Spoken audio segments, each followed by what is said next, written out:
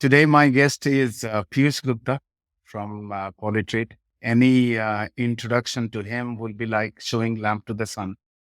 So I will give the mic to him to self-introduce and tell you why what he is building is very significant for our Web3 growth. Thanks, Yog. Always a pleasure to chat with you in person or on screen. Guys, my name is Piyush Gupta. I'm founder and CEO of Polytrade. Polytrade is take you a little back. Polytrade started as a single asset protocol, tokenizing trade assets, invoices, and invoice financing business largely. That's what my background was for almost 7 years before coming into Web3. Um, been there, done that. 2 years, we ran the book successfully. We raised more than $10 million from DeFi liquidity, did issuance of bonds and whatnot. And, eventually we were focusing on funding small and medium enterprises because that's where the lack of credit exists. Um, and then finally, few months back, you can call it a eureka moment. You can call it a vision about expanding into the future, we realized that there are more than 300 protocols globally on different chains, different geographies who are tokenizing various things. And that doesn't mean only financial products. It was expanding to real estate, carbon credits, precious metals, collectibles, watches, wine bottles. The range is constantly expanding because, and it has to be right. When we talk about real world assets, our definition of real world assets is much different than the actual definition of real world assets. Everything and anything which we touch, we feel, which has a tangible value, is a real world asset. And if we look at blockchain as the future, it all has to come back. It has all has to be tokenized and it all has to be on chain, right? So what was missing from this whole Web3 play is one-stop shop for one-stop shop for your say tokenized assets at one place, or an aggregation platform or a marketplace kind of concept. We spoke to around 20 protocols just to do a recce, and people jumped on this idea. People said that, and I'm talking about founders like Sid from Maple or Clearpool or Goldfinch. People were super excited with this idea because first, as a protocol, they do not want liquidations or redemptions to happen, which means their liquidity gets depleted. As a protocol, they face a difficulty. As a user, if you want to get redemptions, they would ask you for 2, 3 days, 4 days, depending on which asset class they are putting their money in, which means, again, a user not happy there. What if there was a solution where a user can come and sell his position on a secondary market to get instant liquidity? Protocol remains undisturbed with any liquidity crunch because the liquidity is continuously maintained. It's a win-win for everyone. So we thought, we have OpenSea for NFTs, we have Blur for trading of NFTs, which has started giving such a value and such a hype to NFTs because now NFTs there's a good price discovery which happens, right? Uh, don't you think it makes sense to have that in real world assets? Because here the pricing and the value automatically derives from the underlying. We're talking about a treasury bill. We already know the principal is secured and there's an interest attached to it, right? So why it cannot be traded or why it cannot be exchanging hands on chain? It solves your problem of instant delivery. It solves your problem of self custody, and I can go on and on. The blockchain benefits, or why should we digitalize anything? So yes, that's a bit longer of my introduction, but Polytrade has finally shaped up into a marketplace where we are putting up all the assets are tokenized by other protocols at one place, allowing smooth fluidity of assets across chains and liquidity to buy them across chains. So it's a win-win for everyone. Protocols get more higher liquidity, more visibility, and users get to access these 300 protocols at one place, which otherwise they had to go to each protocol and do their KYCs and get onboarding done and all that. So yeah, that's my introduction.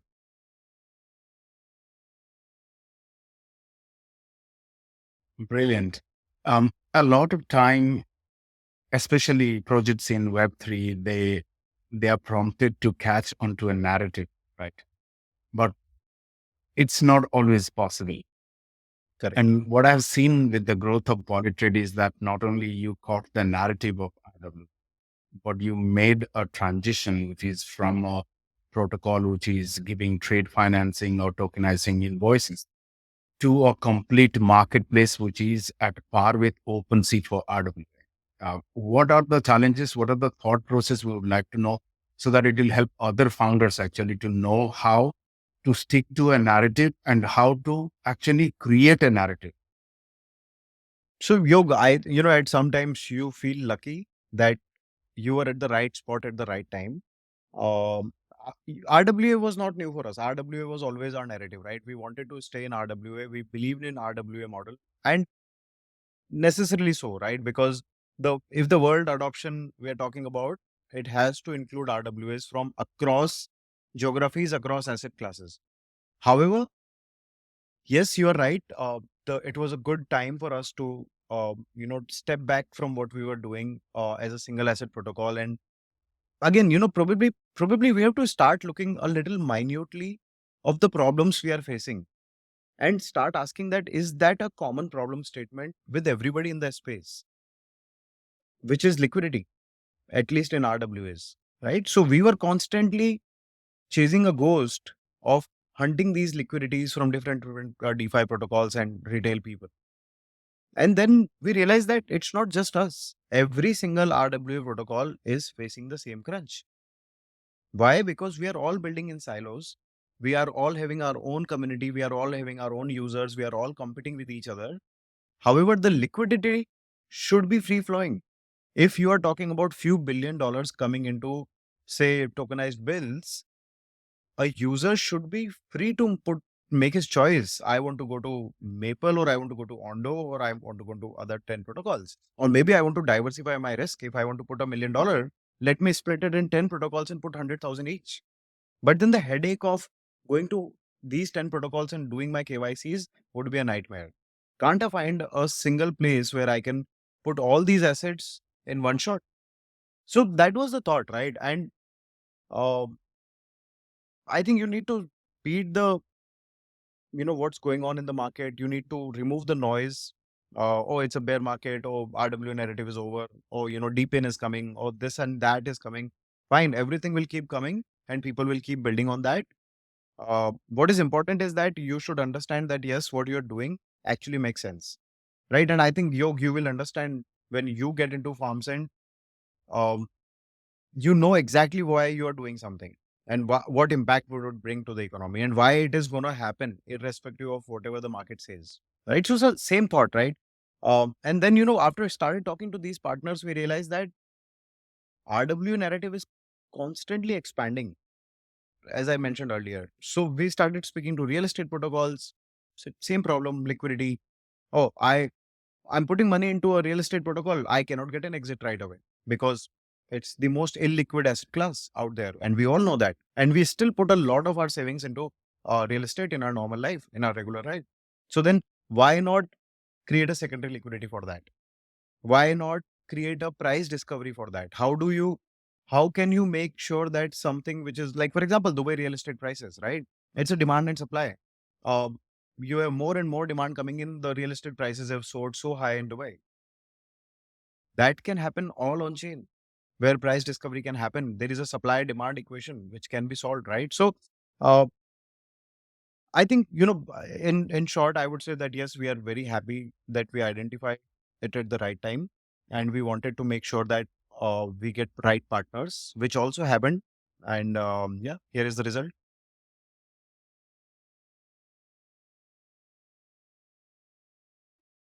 Yeah. So, what interesting observation from an outside perspective, although like I've been following you and you've been a mentor for a really long time.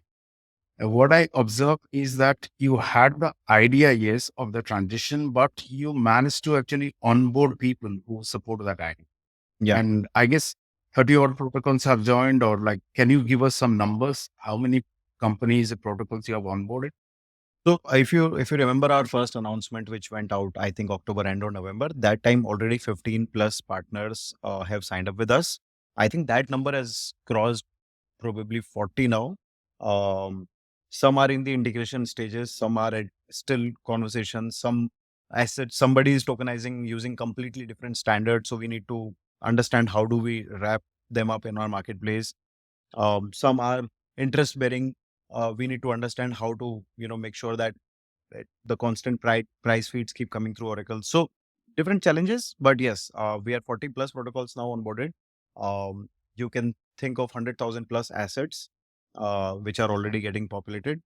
So idea is when we're announcing or when we are doing the say alpha launch or public launch mid of March, we should have a significant number of partners. We should have at least 7 to 8 chains partnered with, and at least each asset class, even if one protocol, each asset class is to be covered.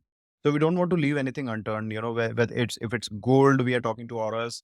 If it is real estate, we are talking to Lendex and other people. At least one protocol from each asset class should be onboarded. And then because tech stack, my tech team, you have met my tech team, Ashish and all, they always build products in such a manner that it remains always expandable without doing much changes. So post our alpha launch, every week, like Ashish always says that it's 15 minutes job for us to onboard a new protocol after that. So we can keep announcing, we can keep bringing more and more protocols from different chains. And that's the plan.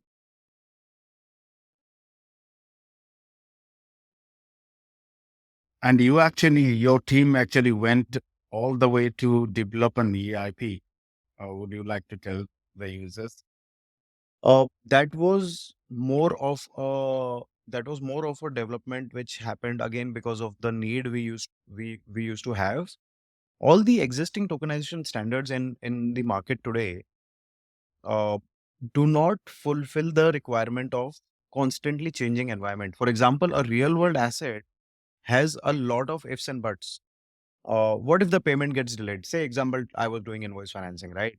What if a buyer delays the payment by 10 days? Your tokenized invoice need to take that into account. If there was a delay, what happens if there is a delay? There will be a delayed penalty. There will be extra interest to be charged. What if there was a default? I need to go to insurance, trigger the insurance, apply for the claim, wait for that money to come. Normal tokenization standards 721, 1155, ERC20 were not capable to record these changes in a constantly changing environment. So we thought that we need a ERC standard which can be modified as per the real world incidents. So if you see the model of ERC 6960, which we authored, it's a dual layer token. So you have a parent NFT and a child NFT. The parent NFT keeps the original values intact. However, the child NFTs can be used to um, change these few variables which asset owner defines. And then uh, the second aspect of 6960 was fractionalization, because again, we thought that fractionalization was not happening in the true sense. That if I have $1 million property, I could issue million ERC20 tokens and achieve the fractionalization. But that's not the right way. Again, it could be how community looks at it, but we thought that a user should have more power in deciding how much fraction he wants to buy, and he should be able to buy that instantly. So ERC 6960, parent token, child token. The child token, a user can decide what variables he wants to put in. He wants to buy 33.697% of it at say 110% premium or 90% discount. He can put that, and the offer goes to the seller. So a true fractionalization, in my opinion, allows a larger distribution of the same asset, right? So think of it, a real estate, a holiday home in Bali, let's say a couple of $1 million, right? It was always meant for high net worth individuals. What if we want to bring 10,000 people owning a small fraction of that property and earning yields and rental incomes and whatnot, right?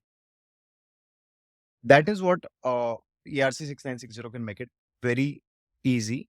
And then the last benefit of 6960, taking the same example of Bali property, if there is an asset manager who is managing that property, collecting the rents and all, he with a single click can distribute the rental income or the sale proceeds to all the fractional holders, and the money will go directly to the wallets of these people.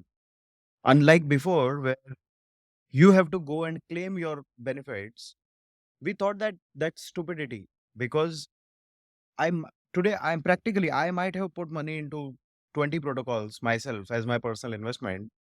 I have to keep a very close track of where my money is. We thought, why, right? It's my duty as an asset manager to distribute the rental income to everybody. That's how it works in Web2, right? We don't go and collect, we don't go and claim our money from our own property. If it's a rental, automatically the tenant deploys the deposits the check and money comes to our account. So same concept was deployed in 6960. So these are three key benefits of 6960. And our marketplace runs purely on 6960. So every asset which comes for trading on our marketplace automatically gets wrapped up in 6960, and then it becomes tradable. People can create fractions, people can play around with the price, people get auto settled on the settlement day. So it becomes much more fluid and much more easy to operate. I also noticed like post 6960, and also like I know that one of us, we like Web3 to have that user experience, but not many of us have done properly. And the more I take user feedback about Polytrade is that everybody talks about that user experience is fantastic. Yep, Now, yep. for a market leader like Polytrade who wants to be the open sea of RWA, how much user experience you think, how much thought you are putting into user experience? And as you mentioned, like somebody has to feel that it is a seamless experience for him to keep an eye on the assets he has invested. So give me some background, what is going on in the back? I think on the marketplace side, Yog, it was a no-brainer for us. And again, it's a borrowed conviction from other marketplaces, how they operate in Web 2 and Web 3. A dashboard which allows users to maintain all their assets at one place, their history of transactions, their wallet balances. Um, I think that is the basic minimum one should be able to experience on the marketplace. Um, you can whitelist more wallets, you can delete existing wallets, but all that happens through a master wallet, of course. Um, you can, when it comes to browsing of assets, our idea is that yesterday I was on Polygon Spaces, and one of the question came that how do you make user experience seamless and make sure that the customer, the end user, um, do not feel that it's a blockchain or a Web3 project, right? And rightly so. When we talk about this magic word adoption, if I go to a completely new market where blockchain adoption is not there, and I want to invite them to my marketplace, they should look at it like an Amazon, or they should look at it like some e-commerce platform. I go there, I have enough filters, search boxes, images, easy for me to navigate. Oh, wow. I want to buy a T-bill. What are the T-bill options available? Oh, there are 7 protocols which are selling T-bills. What are the criterias? What is the minimum ticket size? Some are saying we won't take anything less than $100,000. Fine, not for me. Oh, these guys are okay. They are asking for minimum $1,000. Let's do it. Right. So your user experience should be so clean that you should be able to do exactly what you want to do when you come to the marketplace. Right. So to answer you, yes, that is what the marketplace looks like. And I would be honored to give you the access here because we are in beta launch right now, and we are getting a lot of feedbacks from the market. We have given access to some people who are industry veterans, and we are taking their feedback and getting our app updated, our marketplace updated. I would love to give you the beta access so that you can play around with it and come back with your valuable suggestions. Amazing guys, really honored. We'll be testing this for sure. Immediately jump in and test. Yeah. Um, Also, what I noticed is, oh yeah, last night's space, you mentioned about a sync between the ag layer of Polygon and your Polytrade's thought process on ag layer. Like, and I really want you to repeat that. Uh, uh, you know, I'm so happy that finally, finally we have reached a stage in the evolution of blockchain Web3 that people are coming out of their own silos and talking about a community, a global community, right?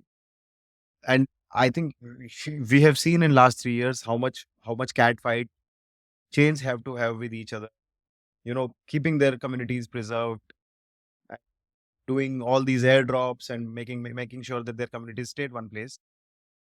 That's not how world works, right? Of course, we have nations and boundaries and all that, but free trade is something which keeps us alive. I may not be producing wheat today, but there is a wheat available out there in other countries that should be freely available for me to buy, right?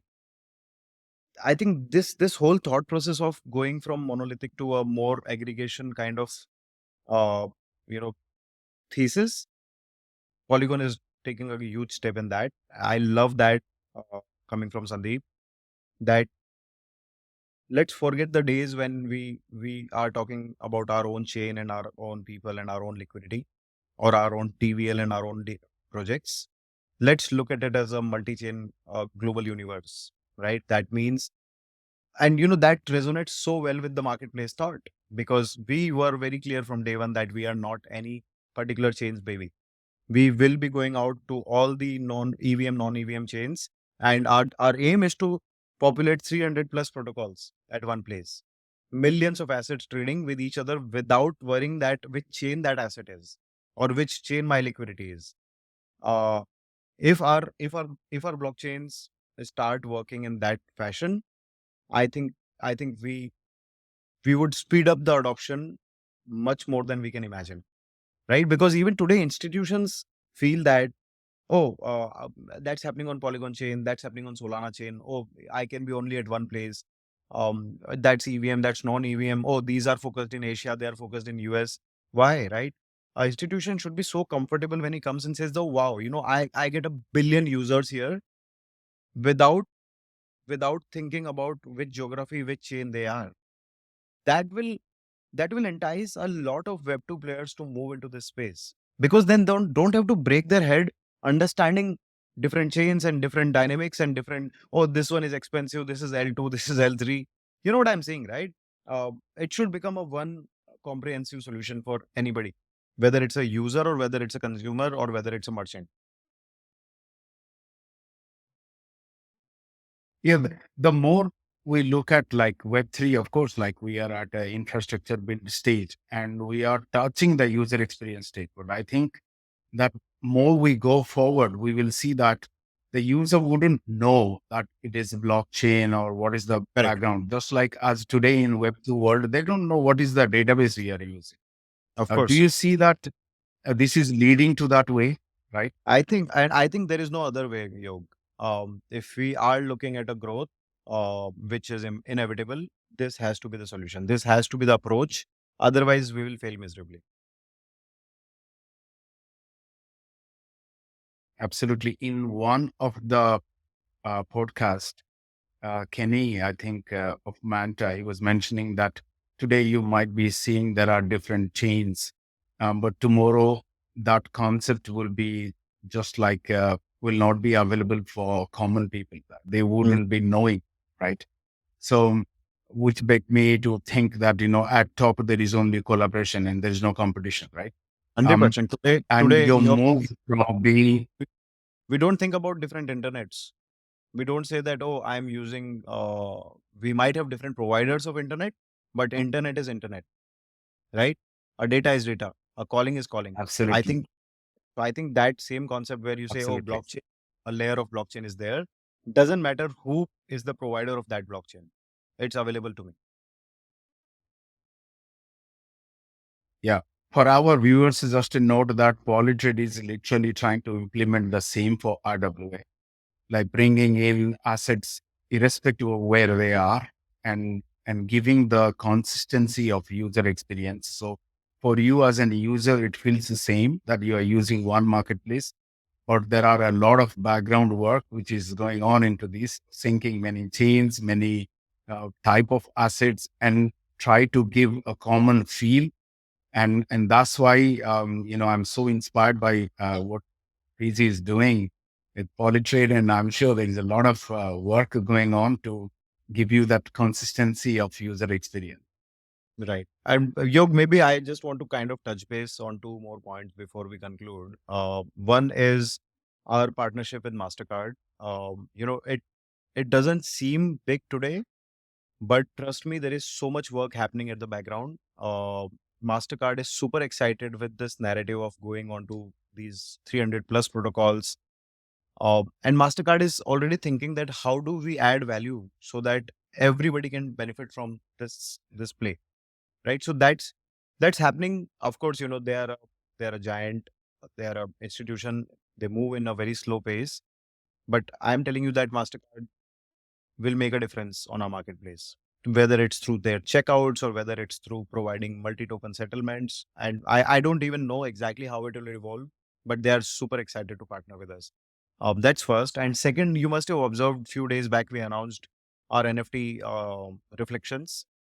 That is that is not a marketing gimmick. That is purely bringing all these communities and chains together. And we know that NFT is such a thing today, which resonates with everybody, right? Um, in my head, when I was thinking Absolutely. about NFTs, we thought that, of course, Polytrade can have hundreds of collections, doesn't matter. But how do I unite these people together? If there is a NFT which has its own features and upgradables and all that, which we'll announce soon. But idea is that it can be owned by anybody who wants to interact with, let's say, our marketplace and take extra benefits, right? Can I distribute it to 9, 10 different chain communities? Can I distribute to 15 protocols? Can I distribute go to different geographies? NFT was the answer. That's the best way to increase our community size. My target, as per if we announced our roadmap a few days back. I want to have 1 million people in our community by end of this year, and it's not a very big ask, to be honest with you. We are already at 70, 80,000 now. It's just 10x growth from here. But by having a NFT as a central piece to bind all of them together, I think we can achieve that much faster. So these were two things which I wanted to kind of talk about because they are the recent developments. But yeah. Tell me more about the MasterCard program. Do you think so MasterCard has got the deep inside compliance and all other thing, which might be a challenge for any Web3 company? Do you see that that is actually really beneficial for you guys, of course, besides the infrastructure of MasterCard? So it started last year in April. We're already in 10 months in that partnership. And you can imagine how much participation, how much interaction, how much exchange of documents, how much KYCs, how much due diligence they would have done on us, right? Um, it isn't simply a hackathon where we go and participate, we win it, and we come back with a award, right? It is a partnership where we are actually building something for Mastercard, for their users, for their merchant, for their banks.